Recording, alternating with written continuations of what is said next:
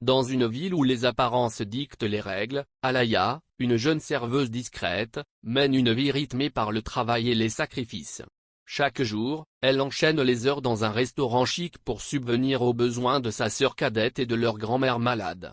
Sous ses gestes précis et son sourire maîtrisé, elle cache une fatigue immense et un rêve étouffé depuis l'enfance, la musique. Un talent qu'elle a abandonné il y a longtemps, enterré sous les urgences du quotidien. Mais une nuit, lors d'une réception luxueuse organisée par l'influent mais méprisant Victor Kingsley, Alaya est poussée à jouer du piano devant une foule mondaine, une demande qui tient plus de l'humiliation que de la reconnaissance. Pourtant, lorsqu'elle pose ses doigts sur les touches, le silence s'installe, les regards changent, et sa vie bascule. Ce moment de vulnérabilité devient un acte de renaissance. Alaya ne le sait pas encore, mais ce soir-là, elle ne fait pas que rejouer, elle recommence à exister. C'est l'histoire d'une femme qui transforme une blessure en lumière, une injustice en tremplin, et une passion oubliée en voie de salut. Une histoire de courage, de musique, et de résilience. Le restaurant La Rosée d'Or débordait de vie ce soir-là. Les tables ne désemplissaient pas, les clients s'agitaient, et le personnel glissait entre les allées comme des poissons dans un courant trop fort. Au milieu de cette chorégraphie bien huilée, Alaya avançait avec assurance, un plateau chargé de verres en équilibre précaire sur une main, tandis que l'autre se tendait déjà pour attraper un menu oublié. Elle semblait en contrôle total. Son tablier impeccable, son sourire discret, ses gestes précis donnaient l'image d'une professionnelle aguerrie. Pourtant, derrière cette apparente maîtrise, se cachait une fatigue profonde. Son dos lui lançait des signaux depuis des heures, ses mollets brûlaient, et ses tempes pulsaient au rythme des commandes. Mais Alaya continuait, sans faiblir. Elle n'avait pas le choix. Elle profita d'un bref moment en cuisine pour poser son plateau sur le comptoir et reprendre son souffle. D'un geste automatique, elle essuya la sueur qui perlait à son front. Malik, le chef cuisinier, la regarda du coin de l'œil tout en remuant une sauce dans une casserole. « Tu vas t'écrouler si tu continues à ce rythme, » dit-il d'une voix lasse. « Impossible, » répondit-elle sans même réfléchir. « J'ai des factures à régler. Et mamie a besoin de ses médicaments. Je peux pas m'arrêter maintenant. » Il secoua lentement la tête, mais ne répondit rien. Il connaissait Alaya. Têtue, fière, incapable d'accepter de l'aide, même quand elle en aurait cruellement besoin. Alors qu'elle repartait en salle, son téléphone vibra discrètement dans la poche de son tablier. Jetant un regard rapide autour d'elle, elle se glissa dans le couloir menant à l'arrière du restaurant et décrocha. La voix de sa sœur Sophia résonna doucement à l'autre bout du fil.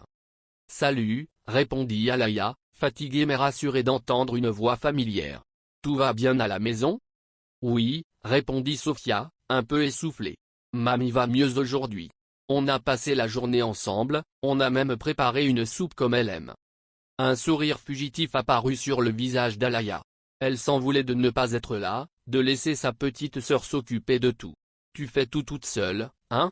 Je devrais être là avec vous. » Sophia répondit avec douceur. « Alaya, tu fais déjà tellement. C'est grâce à toi qu'on tient. Je vais bien, vraiment. Et bientôt, je pourrai t'aider à mon tour. » Alaya ferma les yeux un instant, luttant contre l'émotion. Elle savait que Sophia disait la vérité, mais la culpabilité s'infiltrait malgré tout. « Si jamais tu as besoin de quoi que ce soit, tu m'appelles. D'accord ? » « Je te le promets, » dit Sophia. « Je t'aime, Alaya. » Elle raccrocha avant que la boule dans sa gorge ne devienne trop lourde à contenir. Il était temps de retourner travailler. En salle, le tumulte n'avait pas diminué. Les clients continuaient de commander, de rire, de se plaindre parfois. Alaya reprit son service, mécaniquement. Elle portait des assiettes, souriait, encaissait, effaçait sa présence au profit du professionnalisme. Mais l'épuisement, lui, se faisait de plus en plus pressant. Elle servait une table près de la baie vitrée lorsque son regard fut attiré par un homme assis seul. Il portait un costume sombre taillé à la perfection, une montre luxueuse brillait à son poignet, et ses gestes étaient précis, presque chorégraphiés. Alaya le reconnut immédiatement. Victor Kingsley. Homme d'affaires influent, collectionneur d'immeubles et de soirées privées, célèbre pour ses goûts élitistes et son tempérament imprévisible. Son regard croisa celui d'Alaya. Il la fixa un instant, longuement, comme s'il l'évaluait. « Vous travaillez bien », dit-il sans préambule. Merci monsieur, répondit-elle, un peu surprise. Je fais simplement mon travail. Je cherche quelqu'un pour une réception privée. Demain soir. Dans ma propriété. J'ai besoin d'une personne efficace, discrète. Je paie correctement. Alaya resta silencieuse un moment. C'était une opportunité. Un extra bien payé, peut-être une chance inespérée. Mais quelque chose dans la voix de Kingsley la mettait mal à l'aise. Elle hésita. Je ne sais pas si je suis disponible. Il haussa un sourcil et sourit, sans chaleur. Pensez-y comme une occasion rare. Ce n'est pas tous les jours que les gens comme vous en ont. Ces mots, glacés sous leur vernis de politesse, la frappèrent. Elle répondit par un simple hochement de tête, se retenant de réagir. Dans les vestiaires, elle raconta la scène à Marisa, sa collègue. Kingsley m'a proposé de travailler chez lui demain. J'hésite. T'hésites ? S'écria Marisa.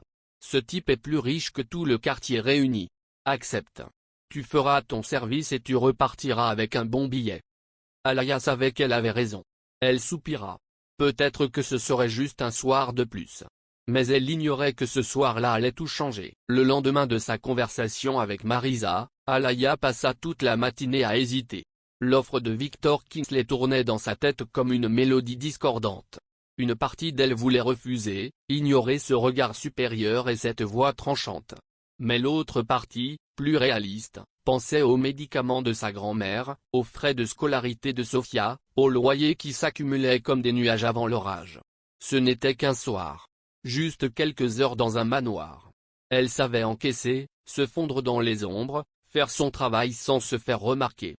À la tombée de la nuit, elle arriva devant l'immense portail de la propriété Kingsley. La grille en fer forgé s'ouvrit automatiquement à son approche. Un chemin de gravier bordé de lampadaires s'étirait jusqu'à une demeure impressionnante, un mélange de modernité froide et de luxe ancien. Le jardin, parfaitement entretenu, semblait presque artificiel. Un majordome en costume sombre l'attendait déjà au seuil de la porte. Il lui adressa un bref signe de tête avant de l'inviter à le suivre. À l'intérieur, Alaya découvrit un monde qui ne lui appartenait pas. Des murs décorés de tableaux immenses, des lustres en cristal suspendus à un plafond trop haut, des meubles d'époque soigneusement choisis. Chaque détail respirait la richesse silencieuse de ceux qui n'ont plus besoin de prouver leur pouvoir. Et au centre de ce décor, comme un roi dans son palais, se tenait Victor Kingsley. Il portait un costume bleu nuit parfaitement ajusté et tenait un verre de whisky à la main. Lorsqu'il la vit entrer, il esquissa ce même sourire énigmatique qu'il arborait au restaurant. « Bienvenue Alaya. J'espère que vous êtes prête à faire de cette soirée un moment inoubliable. » Elle acquiesça, retenant son malaise. La soirée commença rapidement. Les invités arrivèrent par grappes élégantes, déposées par des chauffeurs devant l'entrée. Des femmes en robes longues et bijoux éclatants, des hommes en smoking noir et montres hors de prix. Alaya s'attela à sa tâche.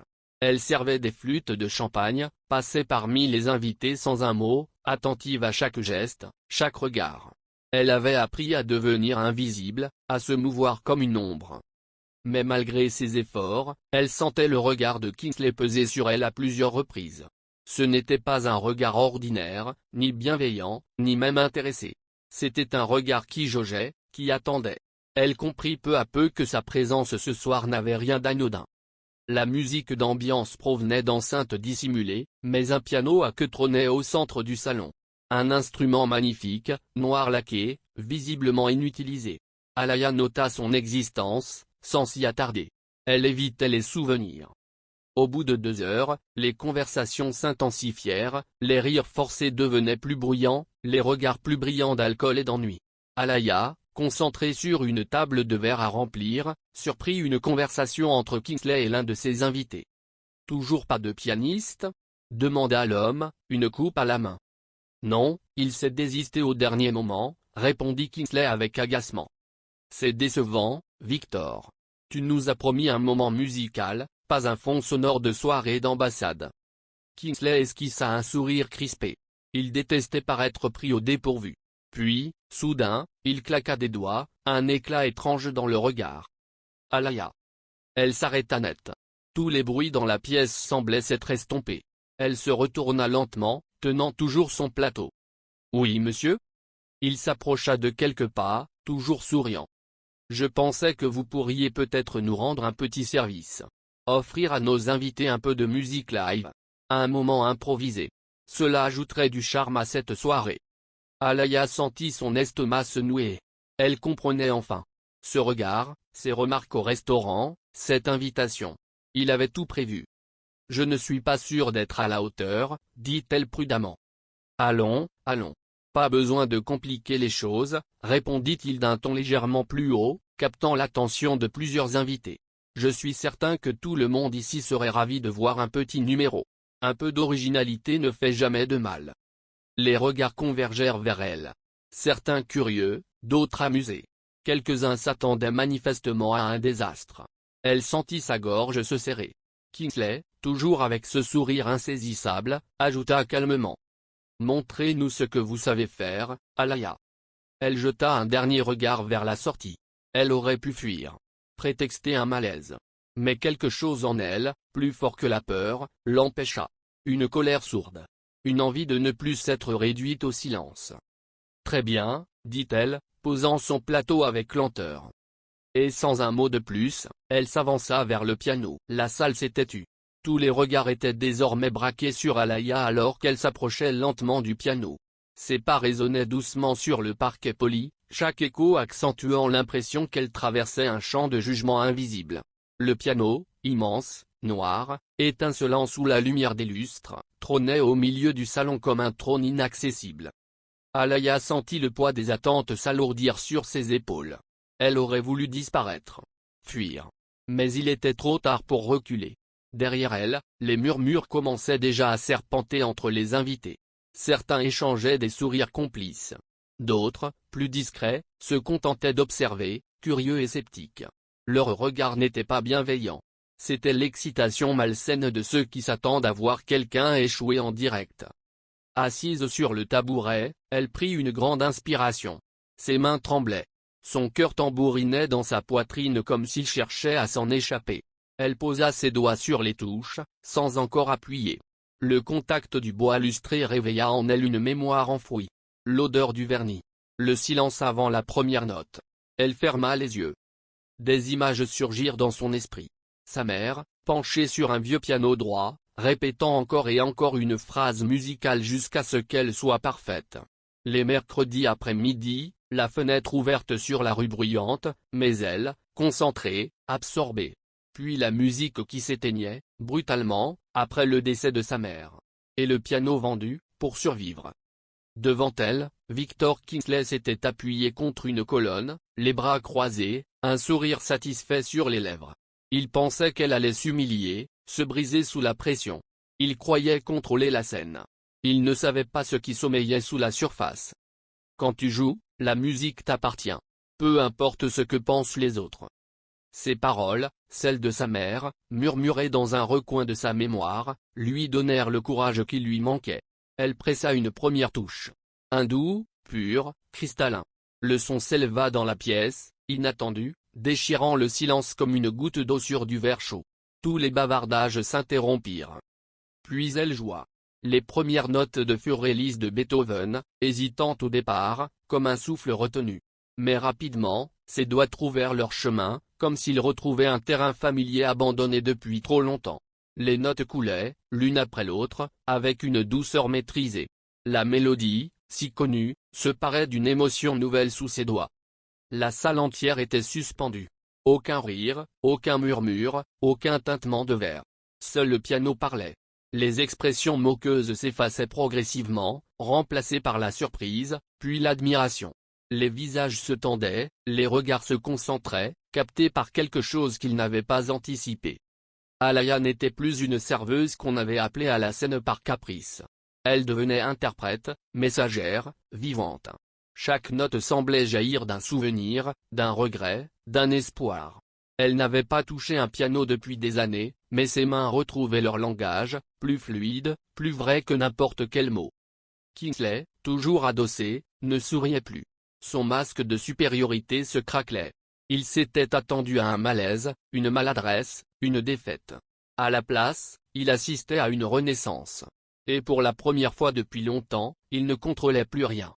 Quand Alaya joua la dernière note, elle laissa ses mains suspendues quelques secondes. Le son s'évanouit lentement dans l'air. Un silence lourd, presque sacré, s'installa. Puis, quelque part au fond de la salle, un invité applaudit. Un seul battement de main, timide. Rapidement, un deuxième suivit. Puis un autre. Bientôt, la pièce entière résonna d'applaudissements francs, sincères, presque enthousiastes. Alaya se leva, un peu tremblante. Elle ne regarda pas Kingsley. Elle n'avait pas besoin de voir son visage. Elle savait déjà. Elle venait de reprendre quelque chose qu'on lui avait volé depuis longtemps. Elle quitta le centre de la pièce, la tête haute, le cœur battant à la fois de peur et de soulagement. En revenant vers la cuisine, les voix reprirent, mais différemment. Les rires n'étaient plus moqueurs. Les conversations n'étaient plus condescendantes. Un murmure d'étonnement planait encore, comme le parfum d'un rêve qui n'a pas tout à fait disparu. Ce soir-là, Alaya avait été humiliée en apparence. Mais dans la vérité des notes, dans le silence qui avait suivi sa musique, elle avait conquis bien plus qu'un public. Elle avait repris possession de sa propre voix. Les applaudissements s'étaient tus depuis plusieurs minutes, mais Alaya sentait encore le martèlement de son cœur résonner dans sa poitrine. Elle s'était éloignée du piano sans un mot, et sans croiser le regard de Victor Kingsley. À chaque pas, elle sentait comme un soulèvement intérieur, une force nouvelle, fragile mais bien réelle. Les visages autour d'elle étaient différents. Les yeux qui, quelques instants plus tôt, guettaient une chute, reflétaient maintenant de la surprise, parfois même de l'admiration. Elle avait inversé l'équation. Elle retourna vers l'arrière-salle, attrapa un plateau vide, comme pour se raccrocher à quelque chose de concret. Reprendre son rôle. Continuer le service comme si rien ne s'était passé. Mais rien n'était pareil. Les invités ne la regardaient plus comme une silhouette anonyme. Certains l'arrêtaient pour la remercier. Une femme d'une quarantaine d'années lui souffla qu'elle n'avait pas entendu une interprétation aussi sincère depuis longtemps. Un homme lui demanda si elle donnait des concerts. Alaya répondit toujours avec le même calme, presque gêné. « Non, je ne suis qu'une ancienne élève. Je ne joue plus vraiment. » Au fond de la salle, Victor Kingsley restait silencieux. Il ne buvait plus. Il ne parlait plus. Il observait, le visage tendu, presque pensif. Ce même homme qu'il avait désigné du doigt comme une distraction n'avait plus rien d'un marionnettiste satisfait. Il paraissait même déstabilisé. La soirée s'acheva dans une atmosphère étrange. Moins artificielle, plus humaine. Alaya termina son service dans un calme intérieur inattendu. Lorsqu'elle quitta la propriété, les mains encore froides malgré les gants, elle s'arrêta un instant sur le perron. Elle jeta un dernier regard à la maison illuminée. Ce qu'elle venait de vivre ressemblait à un rêve irréel, un fragment volé à une autre vie. Dans le bus qui la ramenait chez elle, elle s'installa au fond, le front contre la vitre. La ville défilait dans un flou orangé, ses lumières clignotantes accompagnant les souvenirs de la soirée. Elle repensait au piano. Au silence total qui avait suivi sa dernière note. À cette sensation de plénitude qu'elle n'avait plus connue depuis l'enfance. Jouer n'avait pas été une performance. C'était une libération. En rentrant chez elle, elle trouva Sofia dans le salon, endormie devant un livre d'école. Leur grand-mère dormait paisiblement dans sa chambre. Alaya posa ses affaires en silence, fit chauffer un peu d'eau pour un thé, puis s'assit dans la cuisine sans allumer la lumière. Elle était vidée, mais vivante. Le matin suivant, elle se réveilla avec la sensation étrange d'avoir laissé quelque chose derrière elle. Ou peut-être de l'avoir retrouvé. Elle se leva tôt, prépara le petit déjeuner, laissa Sofia se reposer. Sa grand-mère, installée dans son fauteuil préféré, lui lança un regard complice. « Tu as joué hier soir, n'est-ce pas ?» Alaya sourit, un peu surprise. « Comment tu sais ?»« Je te connais, » répondit la vieille femme. « Et je t'ai entendu répéter dans ton sommeil. » Quelques jours plus tard, alors qu'elle servait un café à une table du restaurant, un homme s'approcha. Costume sobre, cheveux grisonnants, allure élégante mais sans ostentation. Il se présenta calmement. « Victor Delgado, directeur de la Philharmonie. J'étais présent à la réception de Monsieur Kingsley. Ce que vous avez joué. C'était bouleversant. » Alaya ne sut quoi répondre. Elle balbutia une phrase maladroite.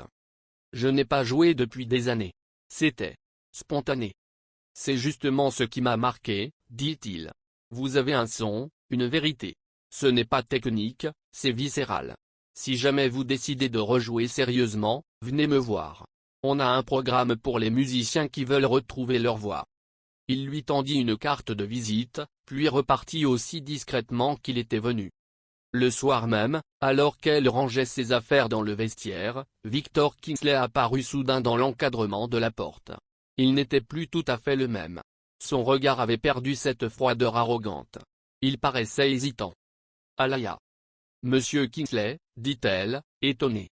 Je voulais m'excuser. Quand je vous ai demandé de jouer, je ne cherchais pas un moment musical. Je voulais me divertir à vos dépens. Et au lieu de ça, vous m'avez mis face à ma propre ignorance. Vous m'avez rappelé que je ne pouvais pas tout contrôler. Alaya resta silencieuse. Ces mots, inattendus, semblaient sincères. Je vous remercie, finit-il par dire. Sincèrement. Et si un jour vous avez besoin de quelque chose, quoi que ce soit, n'hésitez pas. Il quitta la pièce, laissant derrière lui un silence plus lourd que tous les mots. Elle resta seule un moment, la carte de la Philharmonie dans une main, les paroles de Kingsley dans l'autre. Elle ne savait pas encore où tout cela l'amènerait. Mais quelque chose en elle s'était redressé. Une note suspendue dans l'air, prête à reprendre sa place dans la partition de sa vie. Depuis la soirée chez Victor Kingsley, Alaya ne marchait plus tout à fait de la même manière. Ce n'était pas un changement visible, pas quelque chose qu'un passant aurait pu remarquer. Mais dans sa poitrine, une chose avait basculé. Elle n'était plus seulement cette fille qui servait sans être regardée. Elle était devenue quelqu'un que l'on avait écouté. Vraiment écouté. Le quotidien au restaurant, pourtant, restait le même. Les commandes s'empilaient, les clients se succédaient avec leurs exigences, et les longues heures de service finissaient toujours par peser sur ses jambes. Mais il y avait quelque chose de différent dans sa façon de répondre, de se tenir, de regarder autour d'elle. Comme si elle n'était plus enfermée dans sa fatigue, mais portée par une certitude qu'elle croyait perdue. Les souvenirs de cette nuit-là revenaient sans cesse, comme une chanson que l'on fredonne sans le vouloir. Les applaudissements, les regards changés, le silence sacré qui avait suivi la dernière note. Et puis, l'invitation discrète de Victor Delgado, ce directeur de la Philharmonie qui avait vu en elle bien plus qu'une serveuse. Un matin, le directeur du restaurant la convoqua dans son bureau. Sur la table, une enveloppe au papier épais portait son nom écrit à la main. À l'intérieur, une lettre de la Philharmonie. Elle lut lentement, les mots résonnant dans son esprit comme un écho lointain. Il s'agissait d'une invitation à une audition libre. Un événement ouvert aux musiciens autodidactes ou en reconversion, une opportunité de renouer avec la scène, d'entrer à nouveau dans le monde qu'elle avait quitté. « Tu veux un jour de congé ?» demanda le directeur. Elle hésita. C'était un risque. Perdre une journée de salaire n'était pas anodin. Et si elle échouait? Si elle se ridiculisait? Mais au fond, elle savait que ne pas y aller serait pire. Elle acquiesça. Juste un jour. J'en ai besoin. Le jour venu, elle se leva à l'aube, choisit une tenue simple mais soignée, attacha ses cheveux en une natte serrée et prit le bus jusqu'au quartier des Arts. Le bâtiment de la Philharmonie se dressait comme un vaisseau de verre et de lumière. Elle inspira profondément avant d'entrer. Dans la salle d'attente, quelques autres musiciens patientaient. Certains relisaient nerveusement leurs partitions. D'autres tapaient du pied, les yeux dans le vide. Quand son nom fut appelé, elle entra dans une salle spacieuse. Au centre, un piano à queue. À l'autre bout, assis à une table, Victor Delgado et deux autres membres du comité artistique. Il lui adressa un sourire chaleureux. « Alaya, jouez ce que vous voulez. Laissez parler la musique. » Elle s'assit, ferma les yeux et laissa ses mains courir sur les touches. Elle improvisa. Ce n'était ni Beethoven ni Mozart. C'était elle. C'était sa vie, ses combats, ses silences et ses regrets. Elle joua comme on respire, sans chercher la perfection. Juste la vérité. Quand elle releva la tête, Delgado ne dit rien pendant quelques secondes. Puis il se leva. « Vous avez une voix. Non formatée, mais puissante. Vous touchez sans en faire trop. C'est rare. » Il lui proposa de participer à un programme de transmission. Enseigner la musique à des enfants dans un centre communautaire, partager son savoir, même modeste. Ce n'était pas une place sur scène, pas encore. Mais c'était un premier pas. Le lendemain, elle se rendit au centre Youssou-N'Dour. Le bâtiment était modeste, les murs un peu défraîchis. Mais à l'intérieur, l'énergie était vivante. Des enfants couraient, dessinaient, chantaient. On la mena jusqu'à une pièce où trônait un vieux piano droit, abîmé par le temps mais encore solide. « Vous jouez ?» demanda une femme d'une cinquantaine d'années, Hélène, responsable du lieu. « Un peu », répondit Alaya. « Formidable. Les enfants adoreraient apprendre. On manque toujours de bénévoles. » Elle accepta sans vraiment réfléchir. Le mercredi suivant, elle donnait son premier cours. 5 enfants, entre 7 et 11 ans, tout curieux, bruyants, pleins d'espoir. Elle leur apprit les notes, les gammes simples. Une petite fille, Anna, leva timidement la main. « Tu peux nous apprendre à jouer comme toi ?» Alaya sourit. « Bien sûr. Mais ça demandera du travail. » Les semaines passèrent. Les enfants progressaient. Alaya retrouvait le goût d'enseigner. À travers eux, elle réapprenait à croire en elle. Elle passait ses soirées à préparer des exercices, à réparer les pédales du vieux piano, à écrire des petits morceaux pour leur donner envie de continuer. Un soir, alors qu'elle jouait seule dans la salle vide, elle sentit une présence derrière elle. En se retournant, elle vit Victor Delgado dans l'encadrement de la porte. « Je savais que vous ne resteriez pas loin de la musique, » dit-il avec un sourire. « Ce ne sont que des enfants. Tous les grands ont commencé avec eux. Et si on passait à l'étape suivante ?» Alaya ne répondit pas tout de suite. Mais cette fois, elle savait. Elle n'avait plus peur de recommencer. La chaleur de l'après-midi s'était installée dans la salle de répétition du centre Youssou.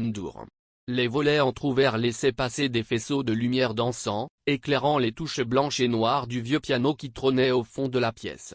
Alaya, assise devant l'instrument, jouait doucement une mélodie simple, presque murmurée, en attendant l'arrivée de ses élèves. Ses doigts glissaient avec légèreté, comme s'ils retrouvaient peu à peu leur liberté. Depuis qu'elle avait commencé à enseigner ici, quelque chose avait changé en elle. Une paix lente et profonde avait commencé à remplacer les tensions anciennes. Chaque mercredi était devenu un moment suspendu, une parenthèse où elle n'était plus la serveuse fatiguée, ni la fille submergée par les responsabilités. Elle était musicienne, transmettrice, présente. Le programme musical du centre, bien que modeste, prenait de l'ampleur. Les enfants arrivaient avec de l'enthousiasme, parfois de l'agitation, mais surtout avec une volonté d'apprendre qui faisait vibrer quelque chose en elle. Parmi eux, il y avait Anna, toujours assise au premier rang, les yeux grands ouverts. Il y avait Boubacar, plus réservé, mais d'une justesse d'oreille impressionnante. Il y avait aussi les autres, tous différents, mais unis par le désir de découvrir le langage mystérieux des notes. Un jour, après le cours, Hélène, la responsable du centre, s'approcha d'elle avec un sourire complice. « Et si on organisait un petit récital ? Juste entre parents, enfants et voisins. Pas quelque chose de formel, mais un vrai moment de partage. » Alaya resta silencieuse un instant.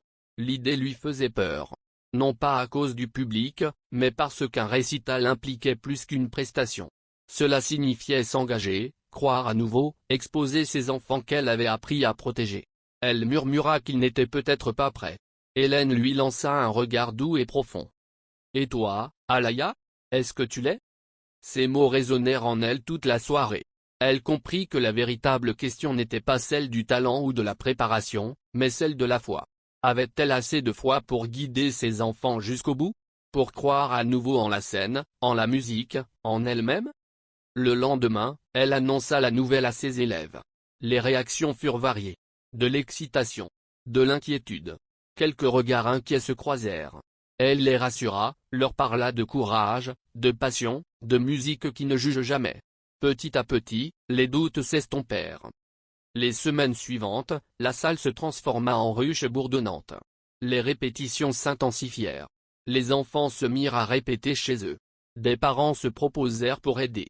Les murs furent décorés de dessins autour de la musique. Le piano, réparé pièce par pièce, reprenait vie. Alaya, de son côté, écrivait les partitions, adaptait les morceaux, corrigeait avec patience et encourageait avec tendresse. Un soir, alors qu'elle rangeait les cahiers de solfège, une silhouette apparut dans l'embrasure de la porte. Victor Kingsley. Il portait une veste simple et un regard qu'elle ne lui avait jamais vu. Plus doux. Plus humain. « Je suis venu parce que j'ai entendu parler de ce récital. Et aussi, dit-il en tendant une enveloppe, pour contribuer. C'est une donation pour le programme. » Alaya ouvrit l'enveloppe. À l'intérieur, un montant généreux accompagné d'une lettre. En plus des fonds, il offrait des instruments neufs, des tenues pour les enfants, et le financement d'un an complet de cours. Je voulais vous remercier. Pas seulement pour ce que vous avez joué ce soir-là, mais pour ce que vous avez changé en moi. Vous m'avez rappelé qu'on ne contrôle pas tout. Qu'il existe encore des choses qui échappent au pouvoir. Et c'est une bonne chose. Elle ne savait que dire. Son regard alla de l'enveloppe au piano, puis à Kingsley. C'est immense. Ce n'est pas assez, répondit-il simplement, mais c'est un début. Quelques jours plus tard, Alaya fut convoquée à la Philharmonie. Victor Delgado l'accueillit avec le même sourire calme. Nous avons décidé d'organiser un concert spécial, pour mettre en lumière des talents oubliés ou émergents. Et nous aimerions que vous soyez l'invité principal. Elle sentit sa gorge se serrer. Moi? Pas de faux semblants. Vous êtes prête. Le monde de la musique a besoin de voix vraies, de musiciens comme vous. Et vos élèves. Pourquoi ne pas les inviter à jouer avec vous pour le final? Alaya sortit du bâtiment avec le cœur en feu. Elle n'avait pas encore dit oui, mais tout en elle criait que ce n'était plus une question. La musique ne lui demandait plus la permission. Elle l'appelait. Ce jour-là, en rentrant chez elle, elle s'arrêta devant la fenêtre et observa le soleil se coucher lentement. Le piano n'était plus une relique du passé. Il était redevenu un pont. Un chemin. Et cette fois, elle le traverserait. Le soleil commençait à se coucher quand les premières familles arrivèrent devant le centre Youssou. Les rires d'enfants résonnaient déjà dans la cour, mêlés aux exclamations joyeuses des parents et aux éclats de voix des bénévoles qui installaient les dernières chaises. La façade du centre, d'ordinaire discrète, semblait briller d'un éclat particulier, comme si l'impatience collective suffisait à faire vibrer les murs. À l'intérieur, la salle principale avait été transformée. Des guirlandes de papier coloré pendaient du plafond. Au fond de la scène, trônait un piano flambant neuf, entouré d'instruments soigneusement disposés. L'atmosphère était électrique. On sentait que ce moment comptait. Pour les enfants, pour les familles, mais surtout pour Alaya. Elle se tenait derrière le rideau, en train d'ajuster les partitions une dernière fois. Ses mains étaient étonnamment calmes. Devant elle, Anna, vêtue d'une jolie robe bleue, tenait sa feuille de musique contre sa poitrine. « Je suis un peu nerveuse, » murmura la fillette, les yeux écarquillés. « C'est normal, » répondit Alaya en s'accroupissant pour se mettre à sa hauteur. « Ça veut dire que ça compte pour toi. Si tu fais une erreur, ce n'est pas grave. Tu dois juste jouer avec ton cœur. Le reste suivra. » Anna hocha lentement la tête, puis sourit. Ce sourire, plein de confiance retrouvée, suffit à apaiser la propre appréhension d'Alaya. Quand l'horloge indiqua l'heure du début, les lumières s'atténuèrent doucement et un silence excité s'installa dans la salle. Alaya monta sur scène, un micro à la main. Son regard balaya l'assemblée. Les rangs étaient pleins. Les parents, les bénévoles, des voisins, même des curieux venus après avoir entendu parler du projet. Dans le fond de la salle, elle reconnut Victor Delgado. Un peu plus loin, assis discrètement, Victor Kingsley.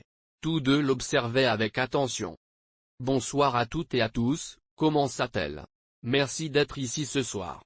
Quand ce programme a commencé, nous n'étions qu'une petite poignée. Une salle vide. Un piano fatigué. Et quelques enfants qui ne savaient pas encore ce qu'ils pouvaient accomplir. Aujourd'hui, nous avons une scène, une salle pleine d'amour et surtout des musiciens en devenir. » Les applaudissements retentirent aussitôt, chaleureux, sincères. Alaya attendit qu'il s'apaise avant de continuer. Ce récital, ce n'est pas juste une représentation. C'est un témoignage. D'effort, de persévérance, de solidarité. Et, bien sûr, de musique. Le rideau se leva sur le premier groupe d'enfants. Ils s'installèrent avec un mélange d'excitation et de concentration. Chaque morceau était simple, parfois hésitant, mais toujours authentique. Chaque note, même imparfaite, portait en elle quelque chose de vrai.